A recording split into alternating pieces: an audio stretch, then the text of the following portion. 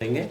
आपने ये देखा कि जब हम डायमेंशंस लगाते हैं, जैसे अभी आप देखो कि मैं कुछ डायमेंशंस लगा रहा हूँ, तो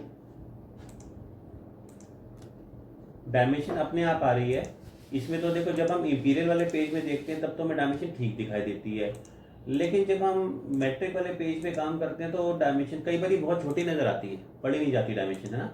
ऐसा भी होता है, आपने कई बार ये चीज़ देखी होगी कि डायमेंशन जो है पढ़ी नहीं जाती है। तो हमारा अब तक डायमेंशन पे कोई कंट्रोल नहीं था, जैसे डायमेंशन आती थी हम वैसे ही लगा देते थे। अगर हम ये सोचें कि हम इसके टेक्स्ट के साइज़ को बड़ा कर दें, हम इसके एरो का कलर चेंज कर दें, स्टाइल बदल दें, या कुछ भी बदलाव इसमें हम अपने हिसाब से कर दें, वो हमें नहीं आता था। हम इसी के साथ काम कर रहे थे। तो आज हम सीखेंगे डायमेंशन स्टाइल मैनेजर। इसके लिए मैंने यहाँ से एनोटेट पे क्लिक करा और जहाँ डायमेंशन लिखा हुआ है इसके यहाँ छोटा सा एरो देख रहे हो आप, ये ना स्टाइल मैनेजर है। इस पर क्लिक किया तो डायमेंशन स्टाइल मैनेजर का बॉक्स खुलकर आया। आप इस पर क्लिक भी कर सकते हो और वैसे डी टाइप करके एंटर भी कर सकते हो तो भी स्टाइल मैनेजर आ जाएगा। ठीक है, तो हर एक उसमें आप देखो यहाँ भी छोटा एरो दिखाई दे रहा है टेक्स्ट में, टेक्स्ट वाले एरो पे क्लिक करेंगे तो टेक्स्ट का स्टाइल मैनेजर खुल कर आएगा और डायमेंशन पे क्लिक करेंगे तो डायमेंशन का खुल कर आएगा।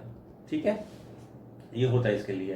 तो डायमेंशन स्टाइल मैनेजर हम करेंगे, इसकी शॉर्ट फॉर्म होती है डी। तो हमने यहाँ पे डी टाइप करके एंटर करा। हमारे पास आप देखो पहले से जो स्टाइल दिया था उसका नाम था स्टैंडर्ड, मतलब जो भी डायमेंशन हमने लगाई है ये सभी स्टैंडर्ड स्टाइल पे लगाई गई है।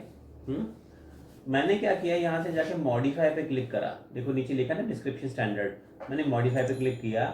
अब सपोज मैं इस पर कुछ चेंजेस करना चाहता था, तो आज जैसे ही आपने मॉडिफाई पे क्लिक किया हमारे सामने ये खुलकर आया, कई सारी सेटिंग्स आ गई इसमें।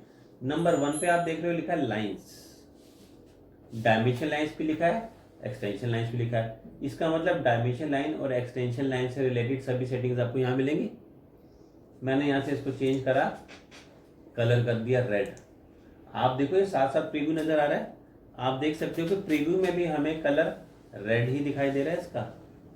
ठीक, हमने इसको रेड कर दिया।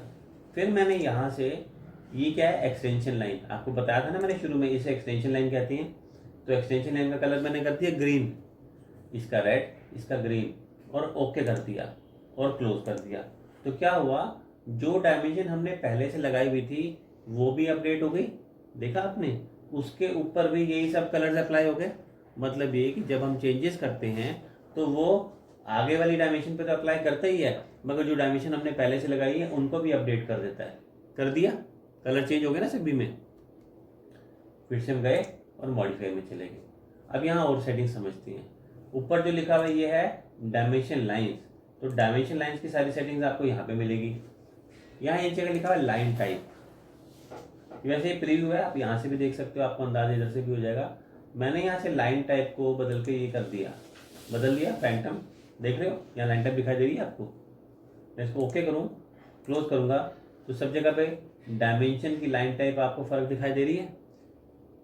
इनमें फर्क इसलिए नहीं दिखाई दे रहा क्योंकि लाइन टाइप स्केल का फर्क है, बताया था ना आपको। लाइन टाइप स्केल ये 1 था, मैंने 0.5 किया तो बाकी सब पे भी दिखाई देने लगा। ठीक है, हम चाहें तो अपनी डायमेंशन लाइन को एक अलग तरीके का लाइन टाइप दे सकते हैं। ठीक है,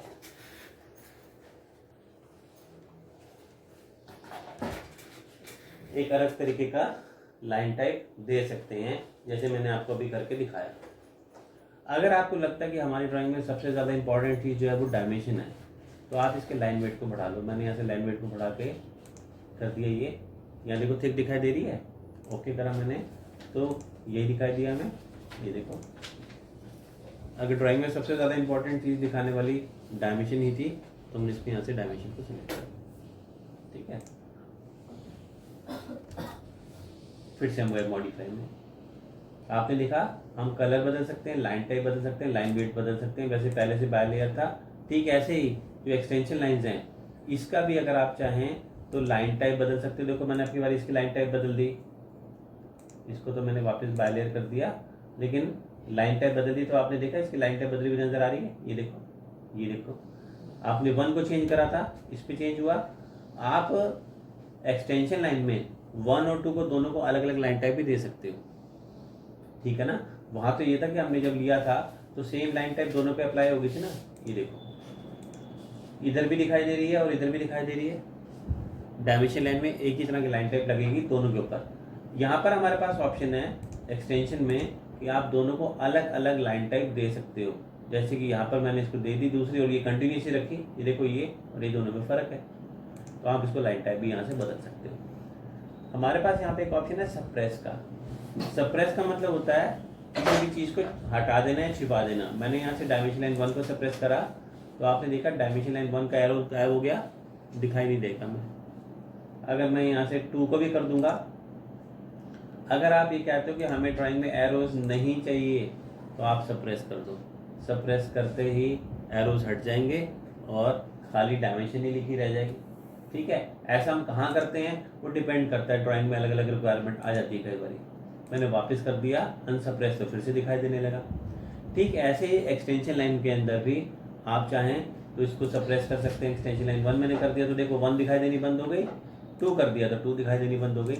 इस तरह से हम एक्सटेंशन लाइन्स को भी सप्रेस कर सकते हैं। ठीक, यहाँ पर आप देख रहे हैं एक जगह लिखा है एक्सटेंड बियॉन्ड डायमेंशन लाइन्स। ये हमारा डायमेंशन लाइन थी एरो वाली। इसके आगे आप देख रहे हैं ये बढ़ता हुआ दिखाई दे रहा है आपको थोड़ी सी एक्सटेंशन लाइन। ये मेरे को आगे इसके बढ़ता हुआ चाहिए कि नहीं चाहिए। अगर आपको नहीं चाहिए तो आप इसको यहाँ से 0 कर दो। 0 करने पे क्या होगा, ये बिल्कुल इसको यहीं पे लाके ख़त्म कर देगा एक्सटेंशन को। मतलब हमें इसके बियॉन्ड नहीं चाहिए, डायमेंशन के आगे एक्सटेंशन नहीं चाहिए। तो मुझे चाहिए थी तो मैंने यहाँ से वैल्यू दे दी। वैसे अगर आपको ना चाहिए तो आप वैल्यू ना दो, हम इस वैल्यू को बढ़ा भी सकते हैं। देखो मैंने यहाँ से, इसे स्पिनर कहते हैं, मैंने इस एरो पे क्लिक किया और ये देखो आप एरो बढ़ता जा रहा है आगे, देखो उसकी लेंथ बढ़ती जा रही है, इसे हम स्पिनर कहते हैं। तो आप स्पिनर पे क्लिक करके भी इस वैल्यू को बढ़ा सकते हो। देखो इससे ज़्यादा तो यहाँ पे होगी। ठीक, डायरेक्ट वैल्यू भी भर सकते हैं। 0.18 इसमें पहले से डिफॉल्ट वैल्यू भी थी, ये वैल्यू भी दे दी हमने। ऑफसेट फ्रॉम ओरिजिन क्या होता है, जब आप सिलेक्ट करते हो डायमेंशन के लिए पॉइंट, तो डायमेंशन और एक्सटेंशन के बीच में जो गैप आप देख रहे हो जहाँ पे मैंने एरो रखा हुआ है, इसे हम कहते हैं ऑफसेट फ्रॉम ओरिजिन। अगर आप चाहते हैं कि ये पॉइंट हम बिल्कुल ये गैप खत्म कर दें तो आप इसको 0 कर दो। 0 करने के बाद क्या होगा, ये बिल्कुल इसको टच करता हुआ आएगा, बिल्कुल टच करता हुआ आ गया। और अगर आप यहाँ पे कुछ गैप रखना चाहते हो तो यहाँ से आप गैप की वैल्यू दे दो। स्पिनर पे क्लिक करके भी कर सकते हैं, मैंने वैल्यू दे दी तो उतना वैल्यू मेंटेन कर ली इसमें। ठीक है जी, ओके। इस तरीके से हमने इसको कर दिया। अब क्या है, सपोज हमने जो ड्राइंग बनाई इसमें डायमेंशंस हमने ऐसी लगाई जिसमें काफ़ी लंबी एक्सटेंशन लाइन्स बनी। देख रहे हो आप, मैंने पॉइंट मान लिया, डायमेंशन यहाँ लगाई, मैंने पॉइंट यहाँ लिया, डायमेंशन यहाँ लगाई। ये जो ग्रीन कलर की दिखाई दे रही है इसको हम एक्सटेंशन लाइन्स ही कहते हैं ना। एक्सटेंशन लाइन्स काफ़ी लंबी लंबी लगी। आपसे ये बोला गया कि ये कैसी ड्राइंग बनाइए, इतनी लंबी लंबी नहीं चलेंगी, सबको बराबर साइज का करो, यूनिफॉर्म करो, मतलब सबका साइज सेम होना चाहिए। तो हमने क्या किया, स्टाइल मैनेजर में गए, मॉडिफाई में गए, यहाँ पे एक सेटिंग लिखी हुई है fixed length extension line. Fixed length extension line मैंने यहाँ से जाके इसको सिलेक्ट कर लिया। यहाँ लेंथ की लिखी थी 1 की और मैंने इसको ओके कर दिया। ऐसा करने से क्या हुआ, इसने ड्राइंग में सभी जगह एक्सटेंशन लाइन को बराबर बराबर लेंथ का रख दिया। देखा आपने, पॉइंट तो हमने डायमेंशन के लिए यहाँ पे लिया था, पर एक्सटेंशन लाइन बराबर बराबर साइज की आ गई। तो हमने एक ही बारी में सब जगह सभी एक्सटेंशन लाइन को बराबर लेंथ का रख दिया। तो अगर हमें सभी को बराबर लेंथ का रखना हो तो हम फिक्स्ड डायमेंशन लाइन्स यहाँ से ले सकते हैं, फिक्स्ड लेंथ एक्सटेंशन लाइन्स। ठीक है, नेक्स्ट हम आते हैं सिंबल एंड एरोज पे। आपने देखा डायमेंशन में हमेशा एरो दिखाई देता है हमें। हमारे पास ऑटोकैड में कई तरह के डिफरेंट स्टाइल्स हैं। ये देखो जिनका प्रीव्यू आप देख रहे हो, सब अलग अलग तरह से हैं। आप जिस भी स्टाइल में करना चाहो आप उसे सिलेक्ट कर सकते हो। मैंने सपोज सोचा कि मेरे को ऐसा एरो चाहिए था, तो आपने यहाँ से राइट एंगल वाला ले लिया और ओके करा, क्लोज करा, देखो सब जगह पर राइट एंगल आ गया। ठीक है, मतलब हम इसका स्टाइल चेंज कर सकते हैं। और अगर आप इसमें ये चाहो कि फर्स्ट और सेकंड को अलग अलग रख लें, तो फर्स्ट और सेकंड को अलग अलग भी रखा जा सकता है। देखो मैंने एक तरफ में एरो रखा, एक तरफ में टिक रख दिया, आप ऐसा भी कर सकते हो। जो आपको प्रीव्यू में दिखाई दे रहा है, आप ये समझ लो कि जो चेंजेस आप प्रीव्यू में देख रहे हो वही चेंजेस पूरी ड्राइंग में भी अपडेट हो रही है। ठीक है, तो मैं इसको ओके करता हूँ, तो देखो ड्राइंग में भी ये चीज़ अपडेट होकर आ गई। इसका मतलब अब आप डायमेंशन को अपने हिसाब से कंट्रोल कर रहे हो, आप अपने हिसाब से सेटिंग्स को चेंज कर रहे हो। मैंने इसको वापस ले लिया, और जब आप फर्स्ट को चेंज करते हो तो सेकंड अपने आप सेम हो जाता है। जैसे कि हमारे पास राइट एंगल था, तो यहाँ पर भी हमें तो राइट अपने आप ले लेता है। अगर आपको अलग कुछ देना है तो आप बदलो यहाँ से, नहीं तो वो सेम टू सेम ले लेता है। यहाँ पर सेंटर मार्क लिखा हुआ है, एक कमांड आपको करवाया था, जैसे मैंने एक आर्क लगाई, ये कमांड था DCE, सेंटर मार्क लगाने के लिए। सेंटर मार्क लगाने के लिए जब हम ये कमांड देते हैं डिम सेंटर, तो ये आपसे आर्क के सर्कल सेलेक्ट करने को कहता है, और जो भी आर्क या सर्कल हम सिलेक्ट करते हैं ठीक उसके बीचों बीच ग्रीन कलर का मार्क देखा आपने, लगा दिया इसने। तो हम डिम सेंटर से सेंटर मार्क लगा सकते हैं, ये तो हमने सीखा था। लेकिन इस मार्क का साइज अगर हम कंट्रोल करना चाहें, हम इसको छोटा करना चाहें, बड़ा करना चाहें, या कुछ और करना चाहें, तो आप क्या करेंगे, यहाँ से जाएंगे, ये रहा इसका साइज, मार्क का साइज। अगर आप नन कर देंगे तो ये गायब हो जाएगा। अगर हमने अपनी ड्राइंग में कई जगह इसको लगाया और फिर आपसे बोला गया कि ये हटा दो, नहीं चाहिए, तो हर जगह मिटाने की बजाय हम क्या करेंगे, यहाँ से सीधा नन कर देंगे और वो सब जगह से अपने आप हट जाएगा। लेकिन अगर मैंने यहाँ से मार्क ले लिया तो आप यहाँ से वैल्यू देंगे और ये मार्क के साइज को छोटा बड़ा कर सकते हैं। देखो यहाँ स्पिनर से कर रहा हूँ, साइज धीरे धीरे आपको बड़ा होता दिखाई दे रहा है, और ऐसे ही हम छोटा भी कर सकते हैं। बेसिकली ये हमारा कंट्रोल बॉक्स हो गया, जहाँ से हम डायमेंशन की सभी सेटिंग्स को कंट्रोल कर लेते हैं। अब इधर लिखा हुआ है डायमेंशन ब्रेक।